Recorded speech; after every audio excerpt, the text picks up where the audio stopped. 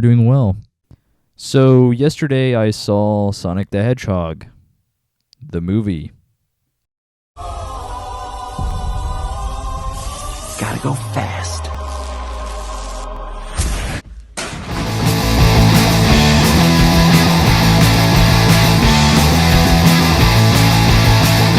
Your fantasies can't ever be quenched!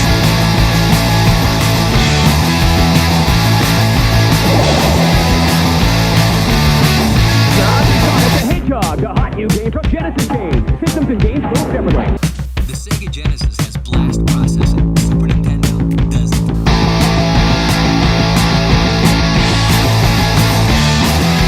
Let's go!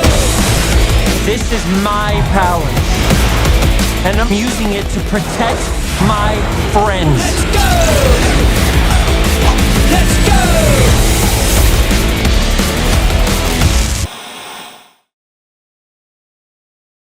Something I want to say before getting into the review is that I grew up with Sonic the Hedgehog. I remember 7-year-old me playing Sonic the Hedgehog on the original Sega Genesis on a small, boxy Philips portable TV. I would play the game for hours and hours, sometimes just turning it on to hear the soundtrack. And I have fond memories of playing Sonic Adventure 2 Battle on the GameCube with my friends, despite the fact that it had clunky controls and it was riddled with glitches. Then occasionally going on YouTube to watch some of the Sonic Sat AM series. With that being said, I was really worried when I heard the news about a live-action Sonic movie in the works, especially when you look at the history of video game movies. As you may know, when they first dropped the trailer showing off Sonic's new look, there was a lot of backlash. So much so that the director himself decided to have his design be redone. The film was originally slated to release on November 8th, but it was pushed back until February 14th, 2020. I can't imagine how difficult it must have been for the CGI artists to go back to square one. Some people don't realize how hard it is to create a new 3D model, then animate it back into the scenes in the film. Well, did their hard work pay off? You saw him, I saw him, he looks a million times better, I think we can all agree. He feels like Sonic, and he sounds like Sonic too. Sonic in this movie was voiced by Ben Schwartz.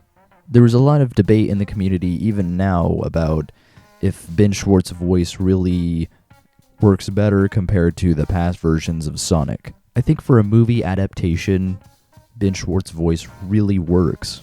You need a voice that's kind of nasally, like he's always been, but this time you need to give him an emotional depth because this is a film, this isn't just a video game cutscene. So you need a voice that can deliver more of an emotional depth besides just, I'm Sonic, alright. While for the video games and other media that may work fine, for an hour and a half long movie, you need a voice that has a bit more range. So how was Robotnik in this film? I thought he was great. Although I would have rather seen Danny DeVito play Eggman, Jim Carrey delivers an energetic and entertaining enough performance. I think he definitely captured the essence of Robotnik's character. It was just nice seeing him have fun in this role. The supporting characters in this film were actually not too bad either. The film primarily focuses on the relationship between Sonic and his friend that he meets, the cop, Tom. James Marsden delivers a fine performance, and their relationship was believable. Moving on to the story. The storyline was a little bit generic, but it's fine for a kids' movie. Despite the storyline, I think the strongest kids' movies are when they don't treat the audience like they're stupid. And I never got that feeling while watching this. If you're expecting a super realistic take on Sonic's character, you're not getting that in this. There was also some pretty blatant product placement in this film. There was a scene when Tom and his girlfriend were discussing about moving to a new place, and his girlfriend pulls out a laptop and says, "Well, Tom, I found some new apartments nearby using Zillow." It's pretty freaking corny. I hear a lot of people online comparing the experience of watching this film to Detective Pikachu, and I kind of have to agree. I enjoyed it in kind of the same level as that movie. If I did have one major complaint about the movie, while Ben Schwartz was great as Sonic's voice, I felt like He talked just a little bit too much. Yes, of course Sonic has always been smart aleck and had an attitude, but he never talked that much, even in other media and TV shows.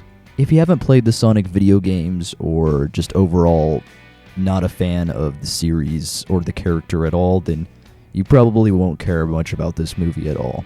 But if you have, then I recommend it. Well, that just about does it for me. Thanks for watching, and I'll see you in the next video.